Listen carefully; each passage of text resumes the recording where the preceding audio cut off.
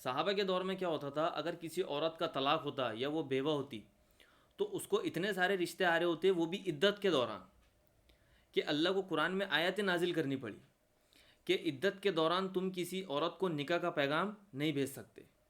اشارتاً تو بھیج سکتے لیکن سراتاً نہیں بھیج سکتے۔ اب اس کا کیا مطلب ڈائریکٹ پیغام بھیجنے کی تمہیں اجازت نہیں ہے، پر انڈائریکٹلی پیغام بھیج سکتے۔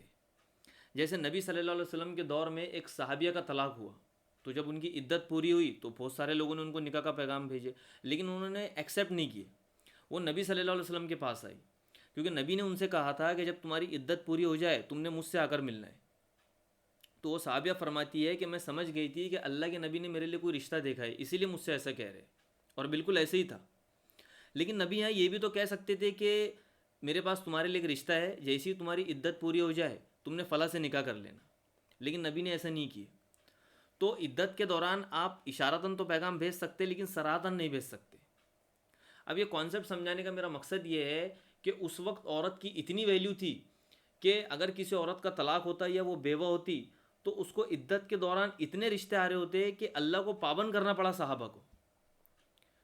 اور ایک آج ہماری سوسائٹی میں عورت کی ویلیو ہے، آپ دیکھ لیں کسی عورت کا طلاق ہوتا ہے، وہ بیوہ ہوتی ہے اگر، تو ساری زندگی اس کی نکل جائیں گی لیکن اس سے کوئی نکاح کرنے کے لیے تیار نہیں ہوتا۔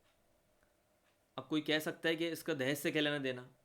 تو بات یہ ہے کہ اگر کسی کی نظر میں ویلیو ہوتی ہے تو اس کو سامنے سے کچھ دینے کی ضرورت نہیں پڑتی، جبکہ وہ الٹا مطالبہ کر سکتی کہ مجھے یہ چاہیے۔ جیسے حضرت عمر کے دور خلافت میں اگر کوئی کسی عورت کو مہر میں فور ایگزامپل 10 لاکھ دے رہا ہوتا تو عورت خود الٹا مطالبہ کر رہی ہوتی کہ مجھے 10 نہیں 15 لاکھ مہر چاہیے، کیونکہ ان کے پاس میں آپشنز اتنے تھے۔ لیکن آج ہمارا حال یہ ہو گیا کہ لڑکی کے گھر والے خود 10 لاکھ کا دہیج دینے کو تیار ہے کہ کوئی میری لڑکی سے شادی کر لے، میں 10 لاکھ کا دہیج دینے کو تیار ہوں۔ تو اس سے پتہ چلتا ہے کہ آج ہماری نظروں میں لڑکیوں کی کیا ویلیو ہے۔ بیوی کے لحاظ سے میں بات کر رہا ہوں، گرل فرینڈ کے لحاظ سے تو بہت ویلیو ہے۔